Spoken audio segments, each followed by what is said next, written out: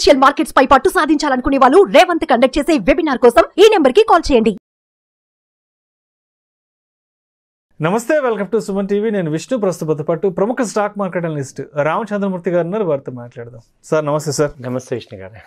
రామచంద్రమూర్తి గారు, ఇప్పుడున్న present market కండిషన్లో, ప్రజెంట్ మార్కెట్ సినారియోలో మిడ్ క్యాప్స్లో మంచి రిటర్న్స్ వస్తున్నాయి కాబట్టి మిడ్ క్యాప్స్లో ఇన్వెస్ట్ చేసుకోవచ్చు అంటారా, లేదంటే ఏ గోలా లేకుండా హ్యాపీగా లార్జ్ క్యాప్స్లో ఇన్వెస్ట్ చేసుకోవచ్చు అంటారా?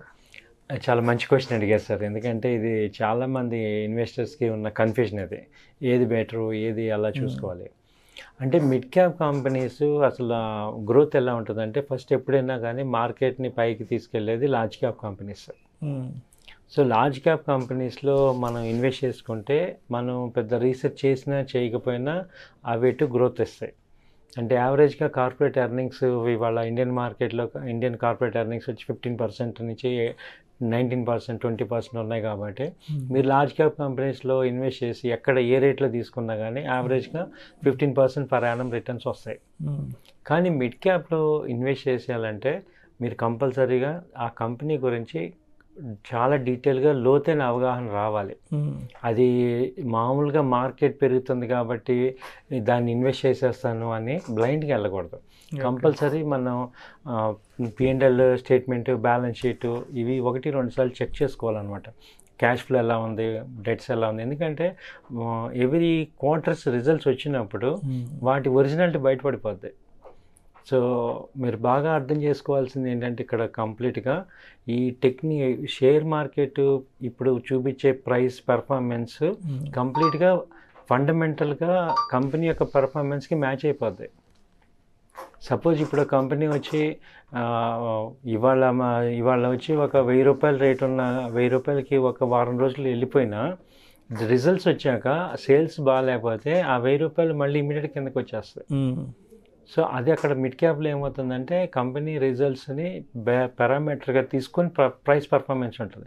ఈ 3 మంత్స్లో అప్ అండ్ డౌన్ ఉన్నా కానీ ఒరిజినాలిటీ కావాలి. కాబట్టి మీరేంటంటే కంపల్సరీ అసలు బ్యాలెన్స్ షీట్ చూసుకోవటం, ప్రాఫిట్ లాస్ స్టేట్మెంట్ ఎలా ఉంది చూసుకోవటం, క్యాష్ ఫ్లో ఎలా ఉంది చూసుకోవటం, ఈ PE రేషియో, EPSలు ఇవి కొంచెం మనం మిడ్ క్యాప్లో మంచి సంపాదిద్దాం అన్నప్పుడు ఇవి చూసుకోవాలి.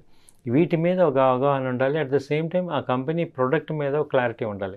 అంటే ఏ కంపెనీ ఎక్కడుంది, ఆ పొజిషనింగ్ ఎక్కడుంది. లార్జ్ క్యాప్లో సపోజ్ పెయింట్ ఇండస్ట్రీ ఉంది, ఏషియన్ పెయింట్కి బెర్జర్ కంపెనీకి డిఫరెన్స్ ఉంటుంది, నెర్లాక్ డిఫరెన్స్ ఉంది.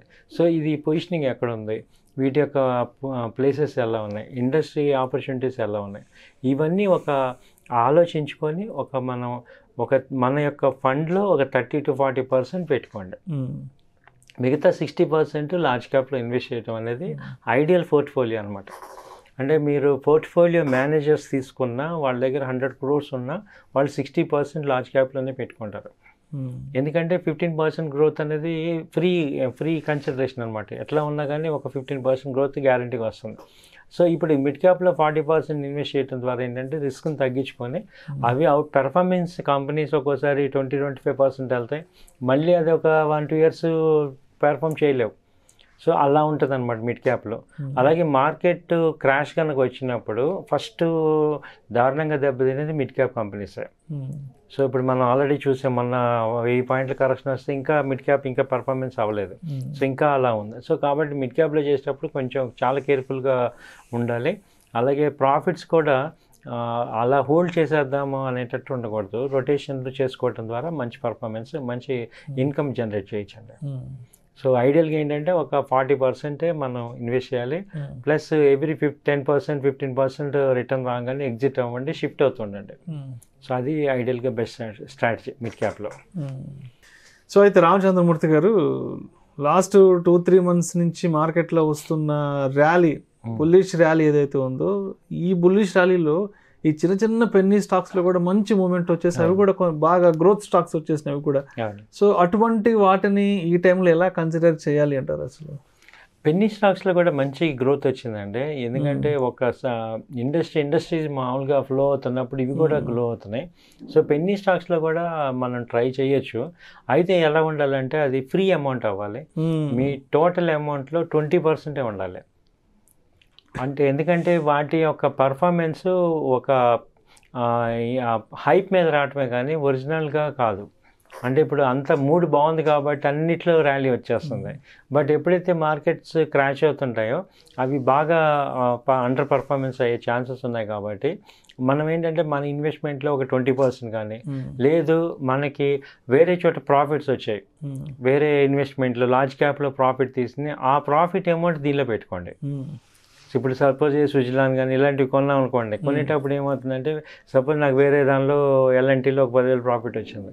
ఆ 10,000 రూపాయలు మీరు పెన్నీ స్టాక్స్లో ఇన్వెస్ట్ చేయడం ద్వారా మీరు ఫర్ ఎవర్ ఉంచేసుకోవచ్చు. సో నేను ఐడెంటిఫై చేసింది, నేను ఫాలో అయ్యేది ఏంటంటే ఇది అనమాట. అంటే లార్జ్ క్యాప్ కంపెనీస్లో సమ్ షార్ట్ టర్మ్ ఇన్వెస్ట్మెంట్ చేసి ఆ వచ్చిన ప్రాఫిట్ని పెన్నీ స్టాక్స్ ఒక 20 రూపాయలు 25 రూపీస్ ఉన్న కంపెనీస్లో ఇన్వెస్ట్ చేసామనుకోండి, అవి గ్రో అయినా డీగ్రో అయినా మనకి పెద్ద టెన్షన్ ఉండదు. అలాగే ఒక 1000 షేర్లు కొనాలంటే ఒక 20,000 ఒక 50,000 ఉంటే సరిపోతుంది వాటికి. సో ఆ పెన్నీ స్టాక్ స్ట్రాటజీ ఏంటంటే నాది డైరెక్ట్గా మన ఫండ్ పెట్టకూడదు, ప్రాఫిట్స్ వచ్చిన ఫండ్ని పెట్టడం ద్వారా మనకి టెన్షన్ లేకుండా ఉంటుంది. రేపు పొద్దున్న తగ్గినా కానీ మనకి ఇబ్బంది లేకుండా. సో మొత్తానికి పెన్నీ స్టాక్స్లో ఇన్వెస్ట్ చేయాలంటే మన దగ్గర ఏదైనా ఉన్న ఎక్సెసివ్ అమౌంట్ని, ఏదైనా సర్ప్లస్ అమౌంట్ని తీసుకెళ్ళి పెట్టాలి, కానీ అంటే మనకున్న మెయిన్ ఇన్కమ్ సోర్స్లోంచి తీసుకెళ్ళి పెట్టకూడదు. సో అలా చేయటం వల్ల ఏమవుతుందంటే మనకి టెన్షన్ ఉండదు. ఇంకా ఫ్రీ అమౌంట్ పెట్టడం వల్ల టెన్షన్ ఉండదు. ఎందుకంటే ఇంకోటి ఏంటంటే ఒకప్పుడు పెన్నీ స్టాక్స్ ఇవాళ లార్జ్ క్యాప్ అయినాయి, అలాగే ఇవి కూడా అయ్యే ఛాన్సెస్ ఉన్నాయి. అంటే ఒక లాంగ్ టర్మ్లో కూడా హోల్డ్ చేసే పరిస్థితి కూడా తెచ్చుకోవచ్చు, మంచి ఇన్కమ్స్ కూడా దీనిలో వచ్చే ఛాన్స్ ఉన్నాయి. కాబట్టి ఒక 10-15 పెన్నీ స్టాక్స్ మనం ప్లాన్ చేసుకుంటే ఒకటి హిట్ అయినా మనకి హ్యూజ్ అమౌంట్ అవుతుంది. కాబట్టి దానిలో స్ట్రాటజీ ఏంటంటే ఆ 15 కంపెనీల్లో కూడా మన అమౌంట్ పెట్టకూడదు, మన ట్రేడ్ చేసిన అమౌంట్ కానీ షార్ట్ టర్మ్లో వచ్చిన ప్రాఫిట్ అమౌంట్ కానీ పెట్టడం అయితే మంచి బెనిఫిట్. అంటే నేను పెన్నీ స్టాక్స్ని రికమెండ్ చేస్తున్నా, నేను క్లియర్గా ఉన్నాను. అయితే నా అమౌంట్ పెట్టను నేను. ఇప్పుడు మన నెక్స్ట్ బ్యాంక్ ఉంది సార్, 10 రూపీస్ నుంచి 20 రూపీస్ వచ్చింది. ఇప్పుడు నా దగ్గర 10,000 20,000 ఉన్నా అనుకోండి, అది ఫ్రీ అమౌంట్. అంటే ఎల్ఎన్టీలోనా కానీ రిలయన్స్లో కానీ ఇప్పుడు ఏఐసిసిలో కానీ వాటిలో ఇన్వెస్ట్ చేసి ఆ ప్రాఫిట్ వస్తుంది కదా, ఆ ప్రాఫిట్ని రీఇన్వెస్ట్ చేయమంట. ప్రాఫిట్ని, అంతేగాని మనకున్న మెయిన్ ఇన్కమ్ సోర్స్లో నుంచి పెట్టకూడదు, ఆ అమౌంట్ టచ్ చేయకుండా ప్రాఫిట్ టచ్ చేయండి, ప్రాఫిట్లో నుంచి మంచి రిటర్న్స్ వస్తాయి. సేమ్ యాజ్ ఐపీఓస్లో కూడా. ఇప్పుడు నెక్స్ట్ ఐపీఓ పాయింట్లో కూడా తీసుకుంటే ఐపీఓలో కూడా సేమ్ ఇదే ఫార్ములా వర్కౌట్ చేయండి. ఎందుకంటే ఐపీఓలో ఏమవుతుందంటే ఆ కంపెనీ పర్ఫార్మెన్స్ మనకి లాస్ట్ 5 years డేటా ఉండదు. అంటే అఫీషియల్గా ఏంటి ఆ కంపెనీ ఏంటి అనేది ఉండదు, ఒక ట్రయల్ అండ్ ఎర్రర్ మెథడ్లో వెళ్ళటమే. కాబట్టి ఏంటంటే అది కూడా ఈ ఈక్విటీలో వచ్చిన ప్రాఫిట్ అమౌంట్ని పెట్టుకోండి. ఈవెన్ ఐపీఓలో దొరకలేదు, సెకండరీ మార్కెట్లో కూడా ఈ ప్రాఫిట్ని ఇన్వెస్ట్ చేయడం ద్వారా మనం బెనిఫిట్ అవుతాం. అంటే ఎక్కువ లార్జ్ క్యాప్ని నమ్ముకోండి, అవేంటంటే తగ్గినా పర్వాలేదు మనకి వస్తాయి. ఈ మిడ్ క్యాప్ కానీ స్మాల్ మైక్రో క్యాప్ వీటికి ఏంటంటే మన ప్రాఫిట్స్ని రీఇన్వెస్ట్ చేయడం అనేది best strategy. Thank you sir. Thank you sir.